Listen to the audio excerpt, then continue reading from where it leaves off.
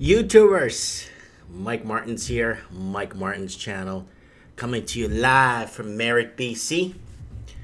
The Housing King discussion. Well, I'm no Housing King, I'm just a guy talking about housing.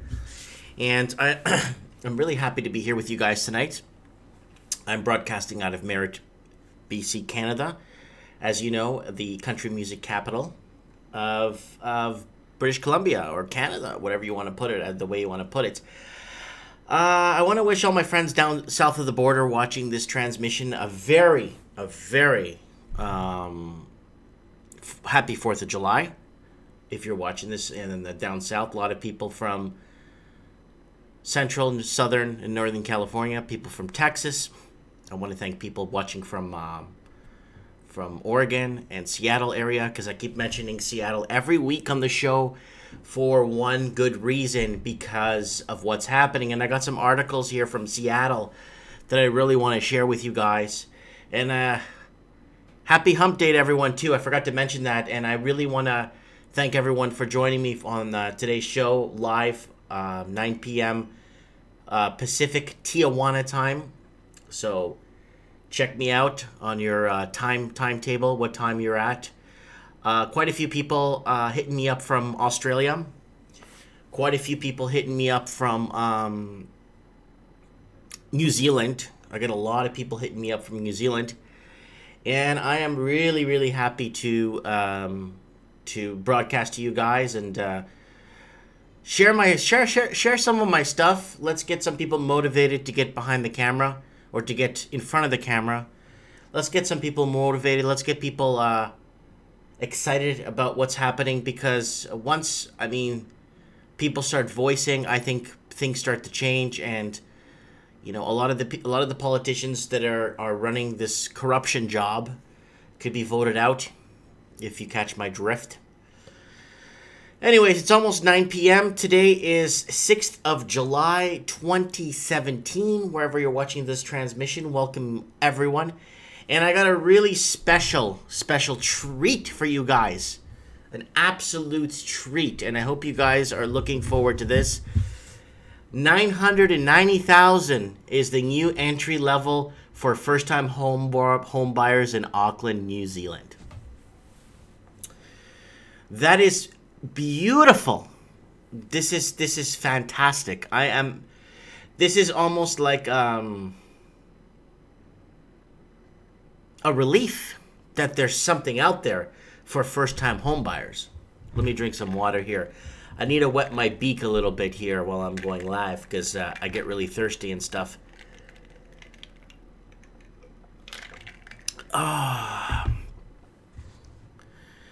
People messaging me from all over the place. Yes, I am live. Tune into YouTube. A lot of people asking me if I'm live. Yes, I am. Tune into YouTube. Let me fix my camera there. There you go. I look cuter now. Anyways, so back to what I was saying. This is a delight. 990 large is the new entry level for first-time home buyers in Auckland. How would you even air a commercial? Let's say you're making a commercial for this property. So let's take a look at the property. It looks like a converted RV or trailer home. It kind of looks like, you know, when they build it and then they build around in the aluminum siding. I'm not sure. I'm not sure how the homes are built there. Because in Portugal, where I'm from, it's poured concrete and rebarb. Rebarb and poured concrete. This does not look like rebarb and poured concrete. So, let's get to the article. Look at this. This is amazing. It's got rocks in the front. These rocks are probably worth something, people. An Auckland house is being marketed for 990 large. And saying, attention, first home buyers. Martin Honey of Ray White One Tree Hill is advertising a cottage at 12 Quadrant Road, Onehunga. I can't even read that. And asked if the marketing was reasonable. He said, for Auckland, no. But for Onehunga, yes. I would be saying that if I was in Outreau, but in Okanagan, the average price would be about $1.1 million. I could see this house worth $1.1 million if it's on the moon. If they find a way to build a home on the moon, and that's the home on the moon, I think that would be worth $1.1 million if it's on the moon, facing opposite of the sun, so you don't fry. For that area, our first-time home buyers are spending that money.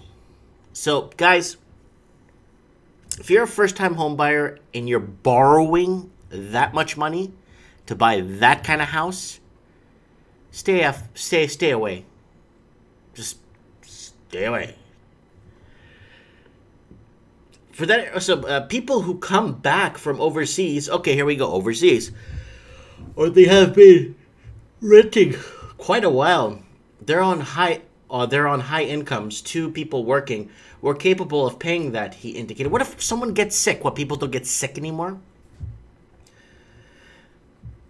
Honey said that it was priced correctly for the area, which had a suitable amenity value. So I got the link opened to the actual listing, so you guys can take a look at that. Lensley Harris, head of the commercial media relations at Auckland-based First Home Buyers Club, was not in the least surprised by the marketing. Unfortunately, I'm not saying, wow, that's absolutely disgusting, because many Auckland first-time home buyers were having to pay around $800,000 or more. So this is a big problem, people. So you're telling me this thing is worth $800,000? I don't care if you want to comment in the comment section, say location, location, location, location. I don't care. That is not worth $990 large. I'm sorry. I'm sorry to the owners. I'm sorry to the builders. I'm sorry to the architect. I'm sorry to the guy selling it. It's just not worth it. Little silence here, a moment of silence for this, because this is beyond anything I could imagine. So let's continue here. This is strangely out of my first home budget, said one person. Another said, if you didn't waste all your money on avocados, I'm sorry, I've never read that word in my life. On avocados, how can they seriously place an ad like that? Asked another. To be fair, the do nothing about it front lawn is appealing to millennials, said another. Nothing, no grass in the front of the place. That's what I noticed, was the rocks. Auckland Council's valuation information says that property was assessed as being worth $780 large on July 1st, 2014. Annual rates are $217,000.39. Website Homes in New Zealand has no valuation for 12 Quadrant Road. Only nothing it is for sale and liking to the ad. However, it has a $1.2 million on the 14 Quadrant Road, $1.1 million on 10 Quadrant Road. So there's another one on 14 Quadrant Road for $1.2 and $1.1 million. Unless this house is next door to the Taj Mahal or something, or it's next door to Trump Tower, I just can't see fathoming this kind of value in this type of house. I'm speechless. I'm absolutely speechless with this. I can't even fathom this kind of it's almost like nonsense behavior. You know, when people misbehaving on the school. This is beyond. I don't even know how, or I can't even imagine who would buy that and why they would buy it. I'm not trying to, like I said, I'm not trying to put the house down. It's a cute little cottage. It's something I would have as a second home over by a lake somewhere or by the ocean or something nice, you know, definitely. But 990 large. Maybe I'm just too poor to live in a house like that. You know what I'm saying? But I want to know what you guys think about that, because I'm just lost for words. I'm just re-looking at this. let's close this and move on. So this is the ad right here. So let's view the full size. So you got a bit of a backyard too, which is nice. There's your living room. So everything's broken down. It's 2-bedroom. Is it 3-bedroom? Let me see here. I wonder why... Sorry, guys. I wonder why the ceiling is sheet metal. If you see, it's a little tiny square. But if you see here, this ceiling, either it's strip wood or it's some sort of a sheet metal on the ceiling. There it is there. It's just a little quaint, little starter family home. The article's not lying. It is a starter home. But at that price, I don't know who could afford something like that. It doesn't have a bit of grass on the side. Kitchen's been repainted. It hasn't been really redone. They repainted the kitchen and they changed the counter from what it looks like here. That's an interesting looking bathroom. I mean, it looks like you got a neighbor right here. Is this worth $990,000? Like, I need to know. You know what I'm saying? I need to know. Is this worth $990,000? Like, it's not. It is not making any sense to me. I just don't see it here. I'm not seeing it. It's a couple of, maybe it's the washing and drying room or something, or laundry room, if you want to call it that. If they still call it that. Yeah, I mean, I'm attention first home buyers. So it's got an open plan kitchen and dining with views of the Manukau Harbor. Separate lounge with great indoor-outdoor floor. Kent-style fireplace, HRV system. Large under-house area perfect for gardening equipment and storage. Generous rear section with the opportunity of further landscape and veritable orchard of fruit trees to enjoy. Full information available, including floor plan at LIM. So, yeah, I don't know why it's coming to this or it's come to this, but it's there and it's for sale. 3 bedrooms, 1 bath, 2-car garage. Now let's go here. Political fallouts as property market hits canvas. This is from 5th of July. This is a pretty big story from New Zealand. So if you're watching, yep, someone YouTube watchers watching, nope, not worth it. 990 large. Scroll back to the beginning of the video to see the treat. So yeah, don't forget, guys, to comment below. And political fallout. So let's get into the politics of this housing crisis in New Zealand, because this is effing crazy.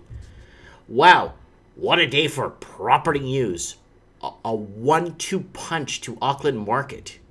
Just as QV data was confirming that Auckland market is well and truly stalled, along came the Barfoot and Thompson statistics showing the average sale price in June dropped 3.1% on average for the previous 3 months and was only 0.6% higher than it was 12 months ago. So that $220,000 a year increase looks like it's coming to a halt, according to this article. When optimistic friends in the real estate industry starts to acknowledge a trend, we can be sure it has become an unavoidable reality. It now starts to change the dynamic in the election campaign, where the overheated market was shaping up as one of the major issues. This has been a major issue in New Zealand for the last like 8 years, like heavily. But it's been, people have been turning a blind eye, politicians have been turning a blind eye, nobody cares, and it's just lining pockets and people moving ahead. But most of Aucklanders have been well aware of the change for a few months now. To use slightly unscientific term, the vibe had changed. The conversation around Central Auckland sports field and dinner parties still gravitates to the property because someone is always selling a house or knows someone who is. and we always have an eye on the valuations, which constitutes a retirement plan for many of us. So, things are freezing up in Auckland, in New Zealand. So I want to throw this one out there for you guys. This is a really good article. This one is huge. This is a big deal. 3-bedroom, 2.5 bath for $7 million in Seattle. $7 billion. But apparently it's a typo. So let's read the article. And, you know, I've been picking on Seattle for a while, not because, I mean, it's just a problem what's happening there. I got a few more articles ahead discussing what's happening with the ownerships in that housing market. Sorry, guys, it's really hot. 3-bedroom, 2.5 bath for $7 million in Seattle. Someone scanning through some home listings in Seattle may have come across a dozy on Redfine. A dozy. A 3-bedroom, 2.5 bath home built in 1970 in the Pinehurst neighborhood was an estimated value of $700 large. Still, $700 large for that house. You guys got to, that's US, and that's like $1 million Australian dollars or $1 million Canadian dollars. Someone pointed at Reddit, and that $7 million likely a typo. Other websites showing pending sale at $697. So it's a typo, but this is the nut here. As a recent Case-Shiller home price report shows, home values have continued to rise in the city. In April, Seattle led the nation with a 12.9% year-over-year price increase, followed by Portland. As GeekWire reports, it was an 8th month in a row where Seattle maintained the title for hottest housing market. Just over 6,000 homes were on the market in Seattle in May. Zillow recently reported that GeekWire points out about 22% of fewer homes than in April 2016. The demand for homes has led to many things, including rising prices and buyers taking a risk by skipping home inspections. Early this year, Zillow predicted that Seattle will be the second hottest housing market in the nation this year, but it looks like number one, easily within reach, especially if people don't double check those listing prices. What's north of Seattle, major city? Vancouver. Ding, ding, ding, ding, ding. And with them making those pamphlets in foreign languages and flying in investors, I knew it was a recipe for disaster. If you go back to a few months ago, trends in the housing market, which I do have it on rewind once in a while for people that want to watch some backstories from back in the day or whatnot, they will see what I'm talking about. I've been talking about this. The second they put that tax in Vancouver, I said the tsunami is going to go east to Toronto and it's going to go south to Seattle. I knew it was going to go south to Seattle because the second they put up that tax, I know two real estate friends, personal friends of mine, that went down to Seattle to start marketing potential customers to buy in the Seattle area. They went down to work with firms in Seattle to give them, so potential clients that they have on this client list, they could call them up in a foreign country and say, hey, I got a new city for you, and it's ripe for the picking, buy now. And that's what they did. And I knew this was going to happen. This is horrible that this is happening. Now, this one's a doozy. Because I know a lot of people like to bring up the whole housing thing, the fiasco down in the United States of America, which, happy 4th of July, everybody I know is at the beginning of the show, watching me from south of the border. And a lot of people asking me in comparisons to the U.S. crash, in comparison, what will happen in Canada. Yeah, it's a nightmare. Well, let's get to this. Canada has twice as many vacant homes as the U.S. did before the crash. And the U.S. had a lot of vacant homes because they had a lot of repos. They had a lot of lock boxes. I still remember in late 2006, early 2007, I still remember all the lock boxes on the doors on everybody. I'm like, holy crap. These people are locked out. What's going on here? And that vacant homes are counted as repossessed too. So Canada has twice as many vacant homes as the U.S. did before the crash. And the amount of homeless people, is phenomenal. The amount of people that don't have a roof over their heads is just incredible.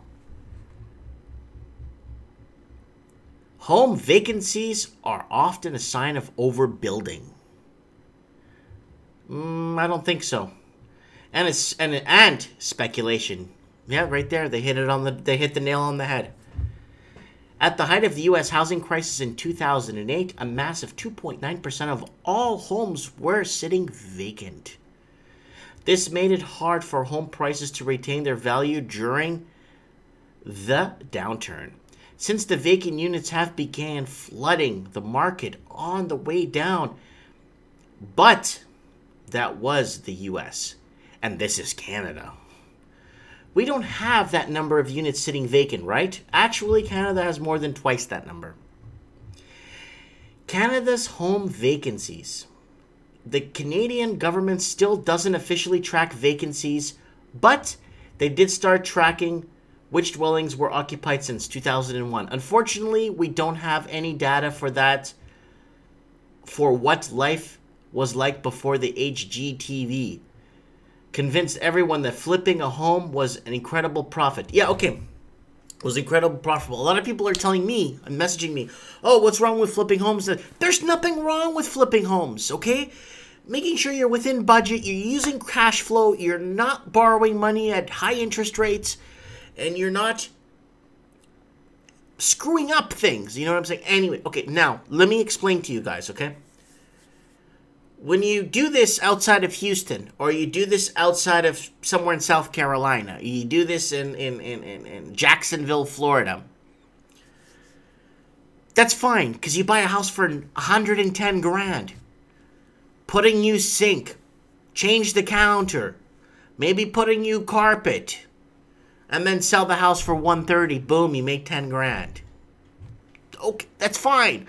But when you're buying a house for almost $1 million or 1.2 million tear down, then you want to paint the stairs and maybe put some flowers outside and see if you could sell the tear down for an extra 200 grand. That's not flipping houses. That's riding the market. You know what I'm saying? Anyways.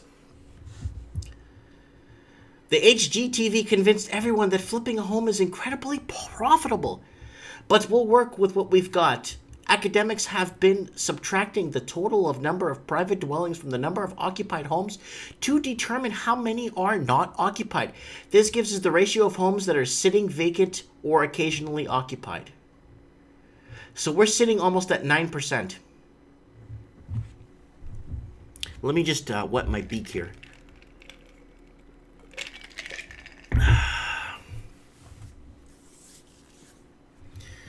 So Joe's commenting, so many indicators that that signal the crash is upon us. Vacant homes, ding, ding, ding, yeah.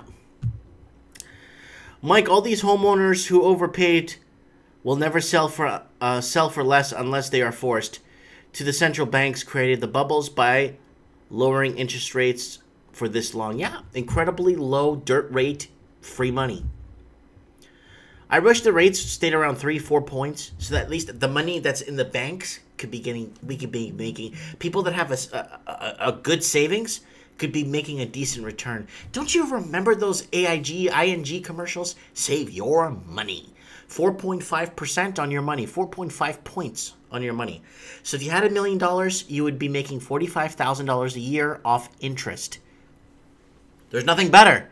Now you put $1 million in the bank per year. Right now with the interest rate they're offering, you will get back, I think, $1,700 a year. So you get just over $100 a month. So if the interest rates were a bit higher, that would mean that the home prices wouldn't be out of control and people will be making money back on their savings. You know what I'm saying? So the bank usually lends out money or pays out money in your savings for the rate they're lending out. That's supposed to be the way it works. And usually every 7 to 8 or 9 years, your money would double. So if you put $1 million in the bank at 4.5%, I think it's 7 or 8 years or maybe 9 years. I'm not too sure. Your money should double with the accumulated interest that builds up. Or I think it's 8 years. But that's gone because now they want to lend money for free and not give back money to the people that have the savings. Because a lot of people could work really hard and save $1 million or $2 million and live off that interest. It would be beautiful. You know, you live an air-conditioned life in the desert. Anyways, so here you go. Canada home vacancy rate. Look at this. So it did start back in 01. It was at 7%. Wow, 7% in 2001. Wow. Look at that. Boom, boom, boom, boom, boom, boom, boom. It's at 9 points. This is what they think. This is what statistics they have. Because I don't know if you guys remember watching the Home Alone movie with, he's got those Home Alone part, I think it was part 1, where you had all those images or silhouettes walking by the windows and stuff. You don't know if how many of those houses are hooked up like that, you know? Using this method, we found a number of vacancies have been building for some time. In 2001, the country had a vacancy rate of 7.85%. This ballooned to 84% in 2006. Then demonstrated much slower growth until 2016. At the end of the 2016 census, the numbers show that 8.69% of homes were vacant, about 1.34 million. Growth is tapering, but it's still growth. U.S. home vacancies. U.S. home vacancies are a little more clearer. They've been tracking them as far back as 1956. Vacancies hit the all-time high of 2.9% in 2008, once in the first quarter, again in the fourth. This is when home builders and speculators were buying at a rapid pace, and people across the U.S. were complaining about empty homes. Let's move on. I like this one. This is a really good one. So a lot of people complaining about the foreign home buyers. So YouTube watchers commenting, saying, I have real estate PTSD. I keep having flashbacks to when I could have bought a home in Toronto but didn't. I now have zero hope. Hang in there. Things are going to start changing, hopefully. I do that a lot with certain stocks that I've purchased a couple of years back, sold them at the wrong time, and then I look back a few months, 8 months down the road, and I see the stock tripled in price, and I'm like, ugh, I should have had more faith in that company. But anyways, foreign buyers make 4.7% of Toronto area real estate purchases. Look at that. I remember when I was a kid, I used to live by Dufferin and St. Clair. So Dufferin Street would be up further to the right here. And you would have to go all the way up. Young Street's that way. Sorry, Dufferin would be this way. You go all the way up Dufferin Street. And then I was on St. Clair. It's way up the hill. I used to be able to see the CN Tower back in the day from my house at night. You could see the lights at the CN Tower when I was a little kid. From Dufferin and St. Clair area. The Dufferin and Eglinton area, you would be able to see the CN Tower, the lights. Now you can't see nothing. It's covered. Finally, we get an official number on foreign buyers in Ontario. The Ontario Ministry of Finance released the first set of numbers for Greater Toronto Area. While the numbers are significant, it's much lower than previous estimates given by the local board. These numbers are also expected to be revised lower as rebates to foreign buying tax are given out.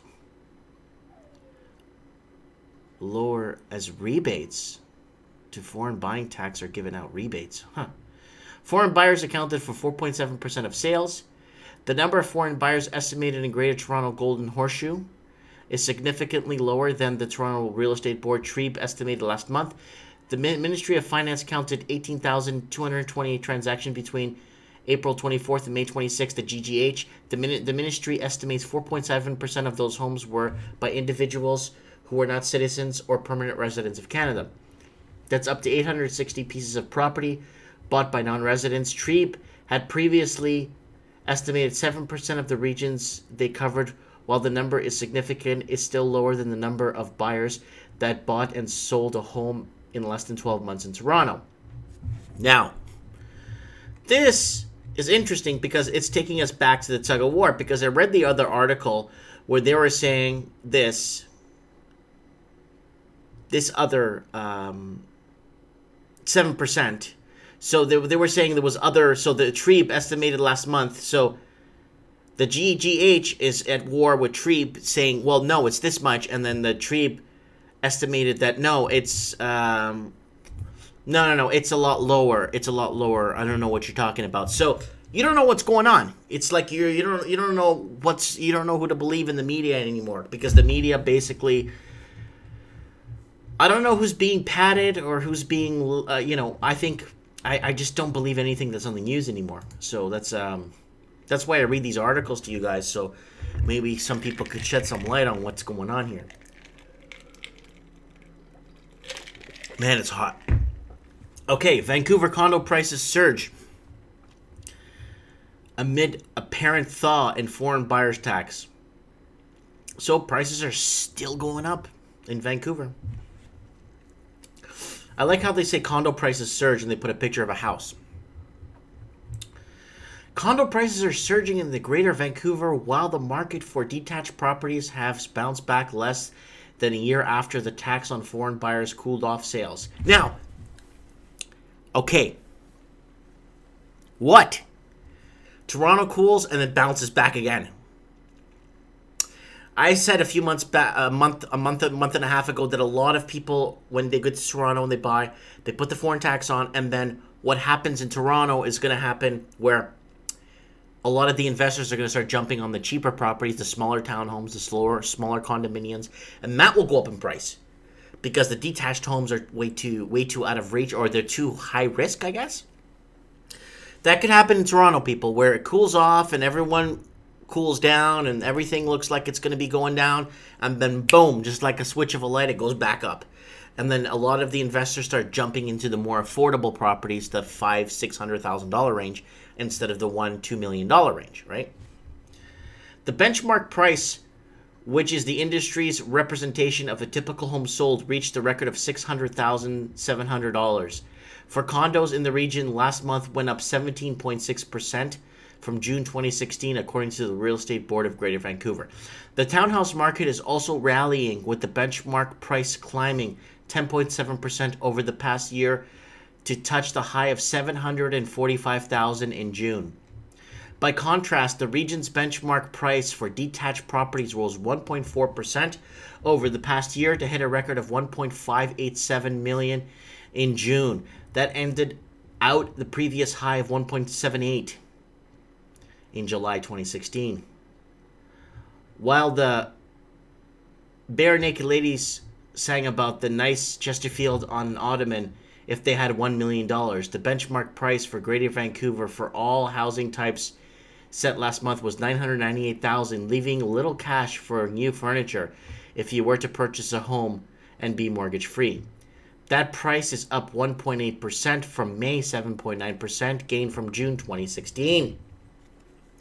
So Toronto is in a lot of troubles right now. Toronto is choking right now with their cooling off, and Vancouver looks like it's back on fire.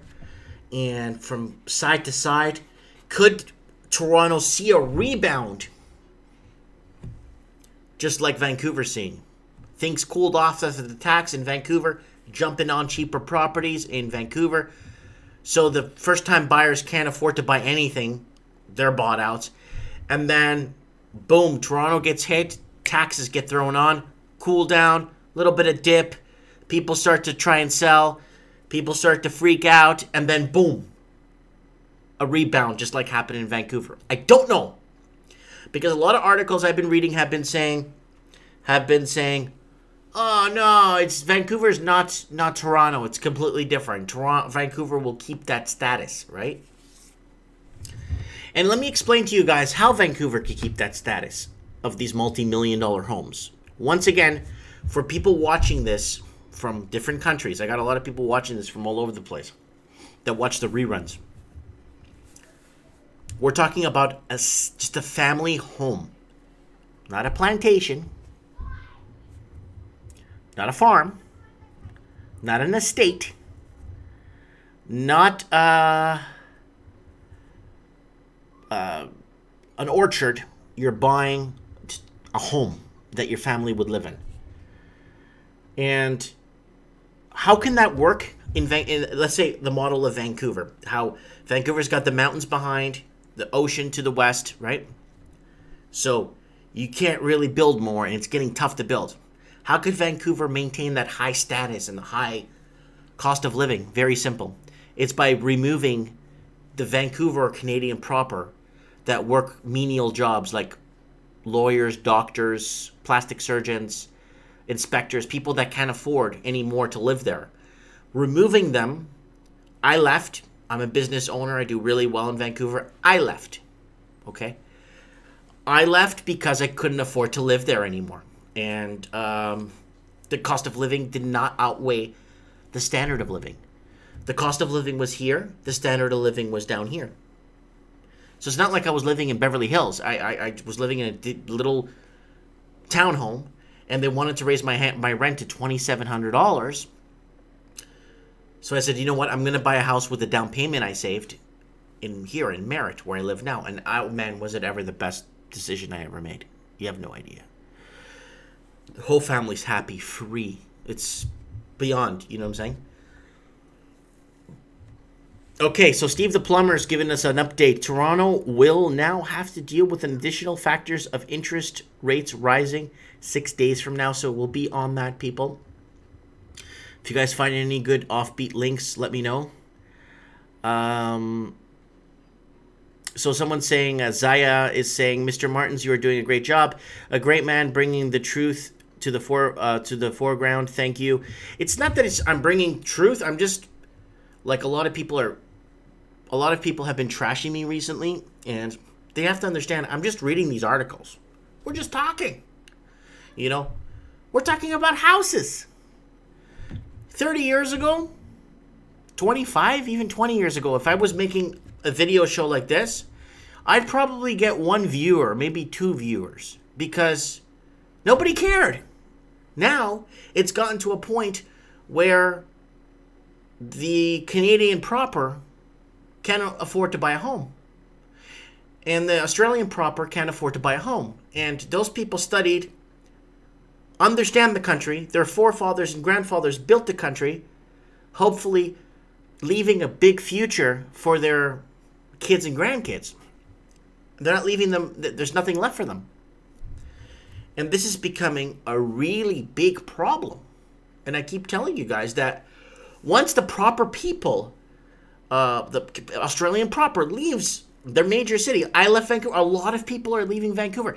I had a friend come in to my shop in Merritt when my opening day, came, gave me a hug. He knows me from my original store in Vancouver. He used to use the computer there because I used to have a little cyber cafe on the side where guys could play League of Legends and video games where it required 5, 6, 8 people to sit together, right? So what happened was he basically told me that this was the best move I ever did. He watches my channel. He doesn't want to be mentioned on the channel. He wants to get out of Vancouver. The vices are killing him. This is what he said. The vices, the drinking. He's drinking now, and he doesn't like to drink. He's drinking. He's going to nudie bars. He's doing things that he's not, he's in this vice, and he has got kids now, and he wants to get out of the major city. He wants to come back. He was born in Merritt. He was born in Merritt, even though you can't be born in Merritt anymore because you have to go to Kamloops to have a baby. But he was born in Merritt. And let me tell you, people, he's watching my videos and he's strongly thinking to strongly consider living outside, coming back to Merritt and taking a cut and pay, just like that guy that commented on my video saying, I've been watching your Living the Dream series. I left Vancouver. I took a 60% cut and pay. I'm living in hope, more financial stability, more money coming in, more just freedom. And he said, living the dream, and that's what it's about. So, now here's what I was saying. The sales slowdown for detached houses, condos, and townhouses has continued with 3,893 properties changing hands last month, down 11.5% from a year earlier. Still, June's total volume rang 14.5% higher than 10-year average for the month. The board prefers to look at benchmark prices instead of average prices, which are skewed upward Whenever there is a flurry of high-end sales, the average price of condos sold last month was $656,000, down slightly from the record $656,000 in May, but up 15.8% from a year earlier.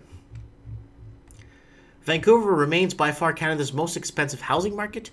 The city of Toronto saw the price for detached housing average $1.5 million in May, down 4.7% from April, but up 16.6% from May 2016. The Ontario government implemented a 15% tax effective April 21st on foreign home buyers. The Greater Golden Horseshoe region, a sprawling land base that surrounds the Greater Toronto area. In BC, the Fraser Valley Estate Boards report territory total sales dropped 10.2% over the past year to 2,571 transactions in June. The price for various properties sold in June averaged 751 large, or a 5.6% rise from the same month in 2016. Read the article. It's really good. It's decent. It gets to the point. I don't know how accurate these numbers are. Like I said, I don't know who to believe in the media anymore. Media is supposed to be the watchdog. Media is supposed to protect us. Media is supposed to be there for us. Watching politicians, and if anything, they're just really coming into the housing market now and saying, hey, we told you guys. It's like you're acting like we never told you kind of attitude. You know what I'm saying? So, Canadian is commenting here. I bought a townhouse in December of 2016. Now another townhouse unit that's the same as mine is selling for, I think it's $1 million more, or $100,000. Yeah, I think it's $100,000 more. Oh, where'd that go? Then I bought it for in December 2016, and a ton of people are visiting it. That is in Surrey, British Columbia. So prices are going up there out of control too, from what I heard. So yeah, Joe is asking if these are contract dates or closing dates. It doesn't say. It's saying here changing hands, so that's closing. Because not contract. It won't be, because they're actually saying change hands in here. I read it. It said change hands. I did read it. So let's move on. I got to do a plug here, guys, for my starting a business from scratch. My business is, I did a video today. I'll upload it later. It's private right now. I don't know why. I'm going to upload it, edit it, and after the show, I'll show it to you guys.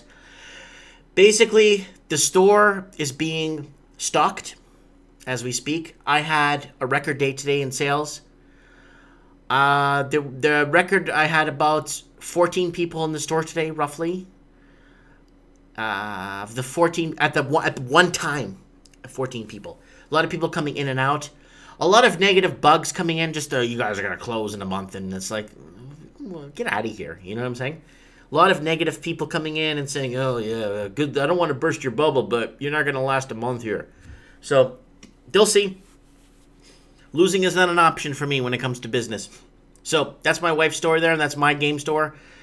So watch the series from the beginning. I renovated a place from scratch. It's a decent series.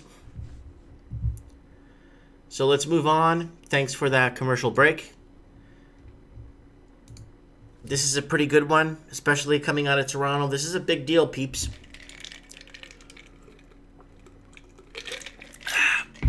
I gotta wet my beak here.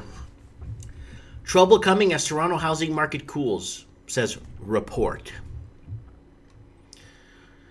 Toronto's housing boom has been such a driving force behind the economic growth in Ontario that the provincial economy will take a major hit if the market cools down.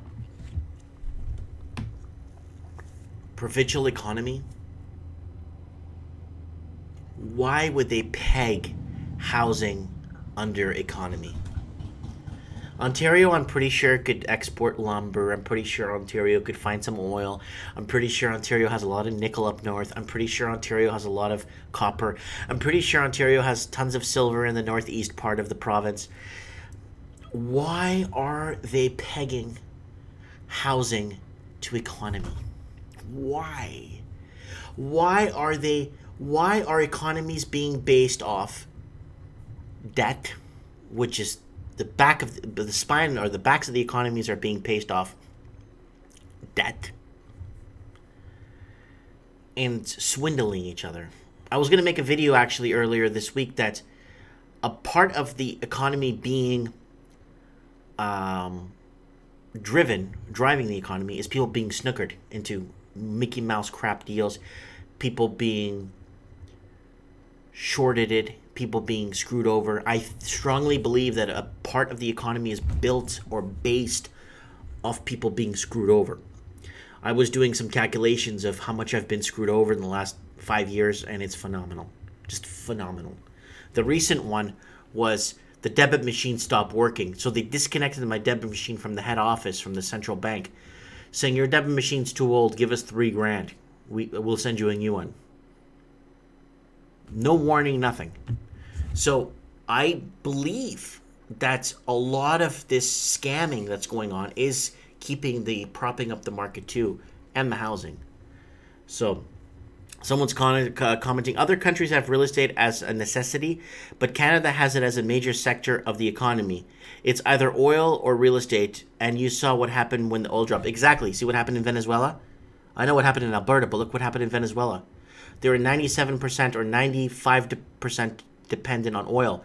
And I know they have bananas and flowers that they export, but oil was their major. They pegged everything to oil. So did Angola and Portuguese Africa. They pegged everything to oil. And look what's happening in those countries. Anyways. A report released by the Fraser Institute concluded weak business investment in the province has left the economy increasingly dependent on the city's housing market for growth. Then they're going to raise property taxes to offset and build an economy off debt and theft. Toronto's hot housing market is one of the leg propping up Ontario's a leg. It's the propeller on the plane. Ontario's otherwise weak and vulnerable economy, making the specter of a possible housing bubble burst or even just a slowdown all of the more worrying. Researcher Philip Cross, author of Ontario's One-Cylinder Economy. That's a fantastic title. I think they should patent that, One-Cylinder Economy, because that's exactly what it's firing on. And if you believe that there's anything else going, I don't see any export. I mean, yeah, sure, they're exporting something. But now with these tariffs on the U.S. border and the U.S. border coming into Canada, housing in Toronto and weak business investment, said Tuesday. The former chief economist analyst for Statistics Canada said that the study found home building costs are record high. Housing prices accounted for 29% of Ontario's economic growth in 2016. In the first quarter of 2017, the study found that the housing starts in Ontario surpassed 85,000, the highest level on record since 1990. And more than 60% of those homes were being built in the Greater Toronto Area. High taxes. It's about time they add that at the bottom of the article. Ontario has the second highest marginal personal income tax rate of any province or state in North America. That includes Mexico in North America. 53.5%, nearly 10% higher than neighboring Michigan. That's retarded. Ontario's corporate income tax rate is more competitive but remains 18th highest out of 44 jurisdictions in developed countries. That's depressing, people. It's depressing that you have to work, I think it's 6 or 7 months for the government. Yep, someone's messaging me from Michigan here. Hi from Michigan. We make stuff cheaper in Michigan than Ontario, definitely. And superior quality parts for cars and a lot of fabrication and stuff, you know, till the sector was gutted and sold out to China. But I have a feeling that Detroit's gonna, with the tariffs going on, with Trump putting tariffs on China and Chinese good, I have a feeling that you're gonna see a huge change coming out. Huge change coming with the return of Detroit. I have a feeling Detroit's gonna come back in a few years. Steel Wheel City. Let's continue here. Looks like it's all over in Germany. Someone sent me this from Berlin, one of my followers on my show that watches this show, that watches it at a different hour because can't stay up, or it's an awkward hour during work and can't watch the show. But anyways, in Germany's big cities, real estate prices have soared to an unprecedented heights. But for the first time in over a decade, the market may be running out of steam, according to the study commissioned by the Hansblatt. Look at that. When double income, no kids, couples can't afford a mortgage, and high school graduates have to look for colleges based on available living space, there's something very amiss with the German real estate market. Yet, that's reality in many German cities, where housing prices have kept rising over the past year, with more and more Germans flocking to the country's biggest cities. Affordable housing is increasingly hard to find, but for prospective buyers and renters, there's light at the end of the tunnel. Prices could soon level off. There you go, in Germany too. To keep reading this article, give me $10. Yeah, right. Again, let's head out to London, not London, Ontario, but London, England. Somebody from this website, FT, Financial Times, one of the journalists there that follows my channel, sent me this and told me to share it on the channel. Prime London housing market stalls as owners struggle to sell. It sounds like a broken record that's happening in Toronto. You know what I'm saying? I don't know. You know, is it going to bounce back? I don't think so. You know what I'm saying? Oh, yeah. There's definitely somebody's commenting here. Joe's commenting that basically there should be more discussion about the bail-in policy that Justin brought in. Yeah, that's a problem because it's the taxpayers that usually... it's the poor. It's the working poor, not the middle class. The middle class doesn't exist anymore, so you can wipe that off the slate. It's the working poor that has to make up... or pensions that have to be taken. My friend Mario DeSetis has a channel, The Lost Canuck, and he talks about pensions a lot, and they're coming after the pensions. And he's a strong believer in the pensions being basically wiped. You know, oh, this is going to have to help the country. Let's just take care of this. Yeah, don't worry. We'll take care of you when you retire. We'll give you some sort of welfare plan. You know, I mean, it's not far-fetched, you know. 100 years from now, if there's a correction in the next, say, 20, 30 years, and 100 years from now, people will look back at us and laugh. People will look back at us and say how barbaric we were with all these wars, with all these bullcrap that's happening, thieving each other, snookering each other for measly things like coffees and stuff. They're gonna look back at us and it's gonna call it. I'm gonna coin this term. The skyscraper dark ages. And I've been saying that for years. We're living in a skyscraper dark age. I'll get into more in that. I'll see if I could go live on Sunday night and we could do a rant and lifestyle and we'll discuss these bail-ins and we'll discuss my skyscraper dark age that I'm talking about. So someone Canadian is mentioning Canada is now a country where you're either a renter and poor, or someone who bought real estate a long time ago and profited from it, rich, nothing in between. And then friend from Detroit saying, I hope so. If they don't wreck education and educate us with Arania Grand. Sorry. London, 164 days on the market before giving up and selling. Uh-oh. More properties are being withdrawn than sold for the first time in 7 years.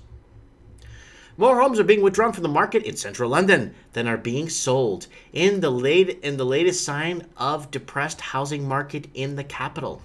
Some 58% of properties have been taken off the market for this year while withdrawn rather than being sold, according to data from the LoanRes research firm. Properties pulled off the market and exceeded those achieving a sale since mid-2016.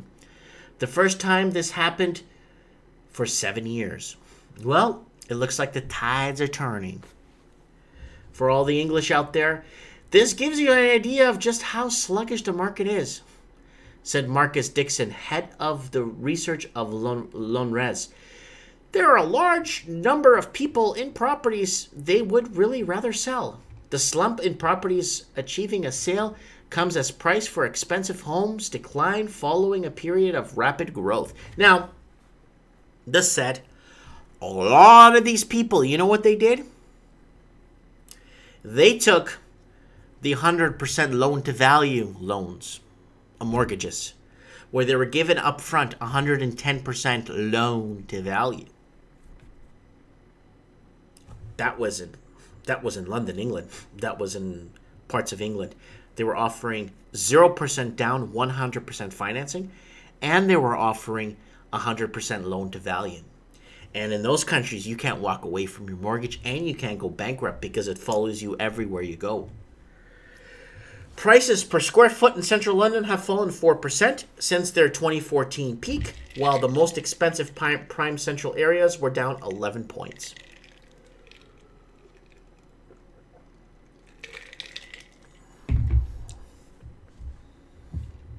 And let's keep going.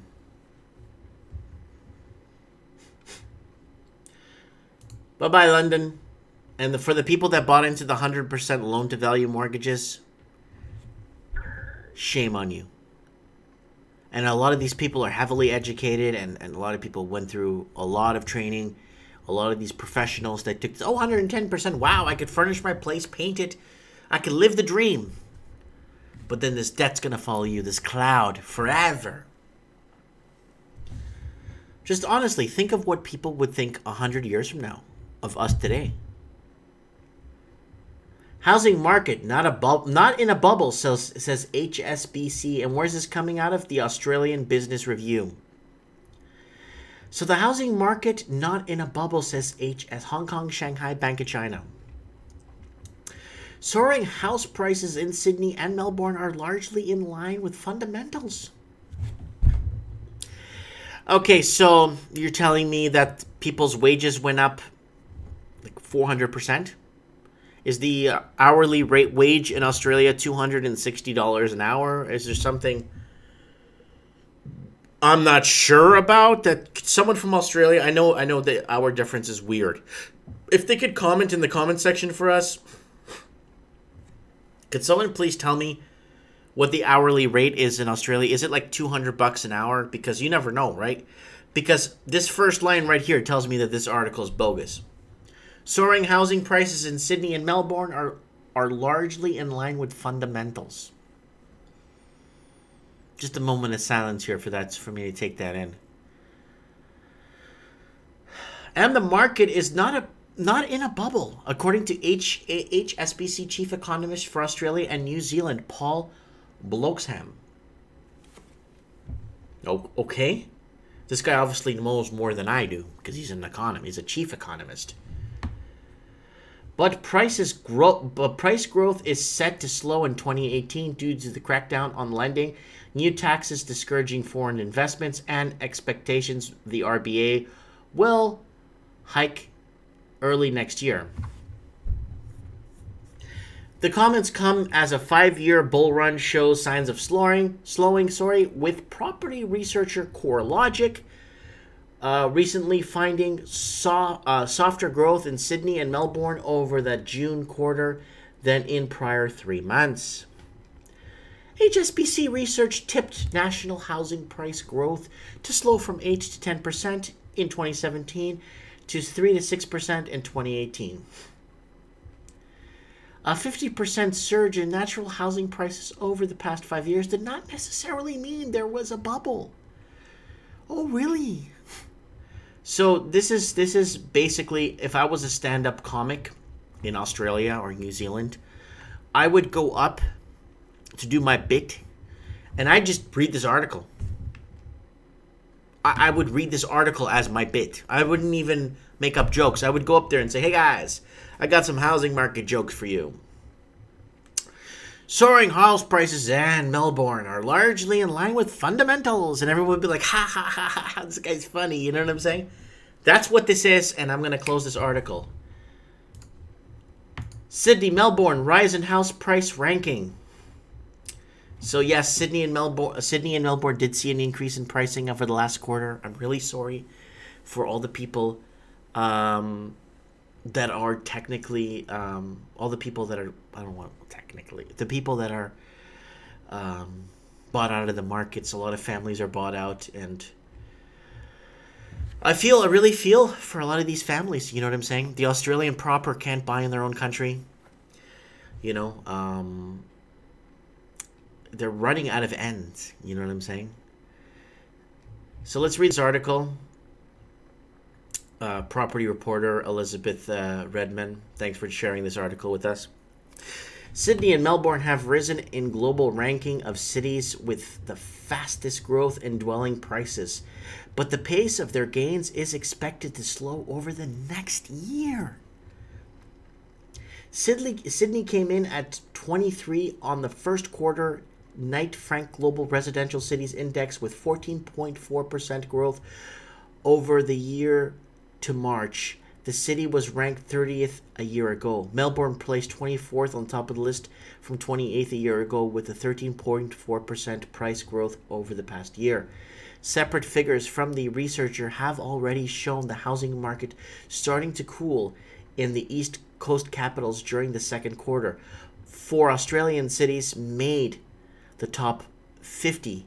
Hobart took 34th place with 11.3% of the growth in Canberra, which was 47%, 8.9% price rise.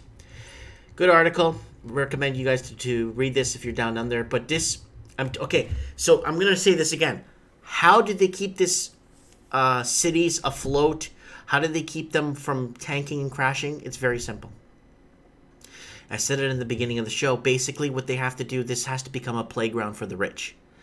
For the politicians not to lose and the homeowners not to lose and the investors not to lose, these cities need to become playgrounds for the rich, period.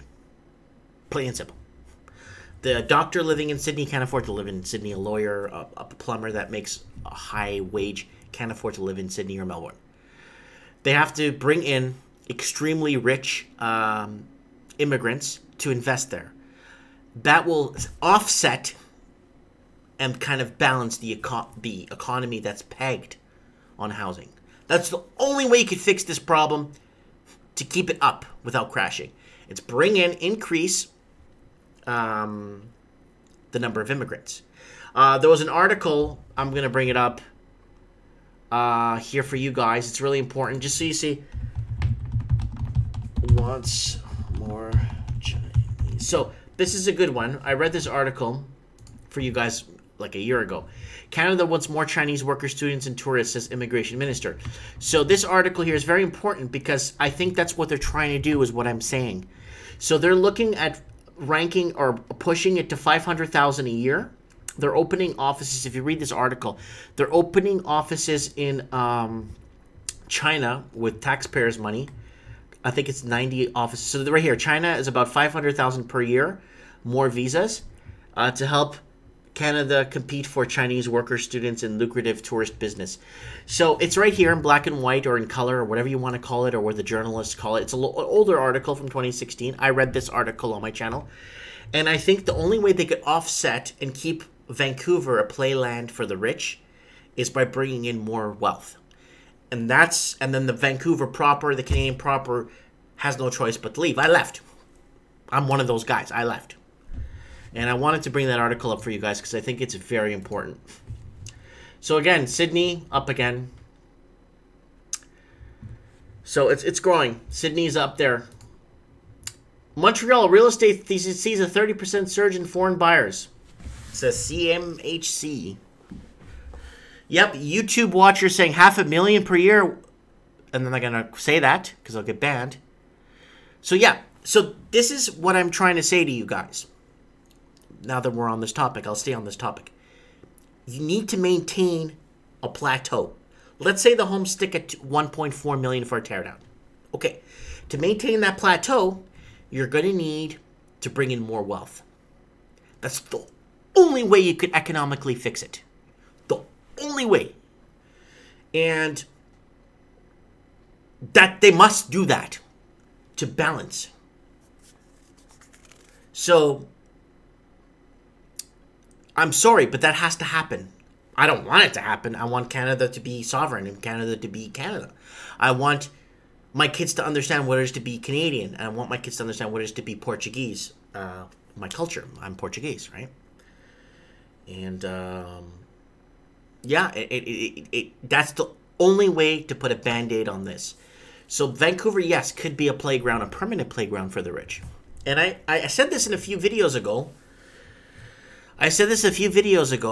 How, you know the bridge from Surrey? You know that bridge from Coquitlam in Surrey? There's a bridge, okay, for people that don't know the area. There's a bridge that connects. And I have a feeling one day they'll put a, like, not a border crossing, but a crossing to inspect vehicles before going in. Or inspect people before going in. Or ask people what their business is in Vancouver before the lower main before going in. I know it sounds extremely far-fetched, but hey, I mean, they said that about flying a plane, you know. Montreal real estate sales, 37% surge in foreign buyers, says CMHC. Montreal, Canada's federal housing agency, says the number of foreign buyers in Montreal are surging by 37% in the first 4 months of the year. The 236 purchases by foreigners accounted for 1.8% of all real estate sales transactions from January to April, the Canada Mortgage Housing Corp said in a report. That's up 172 deals, representing 1.3% of total sales a year earlier during the same time period. By comparison, home purchases by foreign buyers in Vancouver area have hovered around 3 to 4% of all transactions since the introduction of a 15% foreign buyers tax last August in Toronto area. About 5% of transactions were made by foreigners before a tax was added in April. Buyers from China accounted for the strongest growth in Montreal, representing 17% of all foreign buyers, up less than 10% of the first quarter in 2016. The number of buyers from China more than tripled since the adaptation of Vancouver tax, while the number of French and American buyers increased by 33%. So a lot of people from France. You see, it's really interesting. Quebec is a very interesting province. If you're from France, you get automatic entrance. But if you're from Portugal, I think it's Portugal, Spain, Ireland, some countries, you can't get into Canada. They don't want you. But Canada sees the EU as one country, but they don't want Portuguese here. They deport them all. I'm from Portugal. A lot of my friends were deported. They don't like us. And we're all construction and we're hardworking people, right? So, okay. So now a lot of Portuguese people are going to France, taking up French citizenship, and then moving to Quebec, and then going to Ontario. That's what's been happening. So this is really, really bizarre how things are happening and how every province is being taken over economically, and no one's doing nothing about it. Anyways, let's keep going. Stop blaming former home buyers. The untangling the role of foreign investment in Vancouver and Seattle housing markets. So Seattle now is starting to say, stop boasting. Cascadia's northmost major city, Vancouver, BC, has emerged as an international poster child for home prices driven sky high by affluent foreign buyers. Today in Seattle, many fear the same scenario, yet a review of the evidence reveals the poster version of Vancouver's housing story is too simple. And it hardly applies at all to Seattle. Hyping from myth of foreign speculators, distracting public debate from the more fundamental problem afflicting both cities as well as other booming metros across North America, a shortage of homes. Again, big problems down in Seattle. How high can Southern California home prices go? A lot, experts say. Southern California, again, is struggling.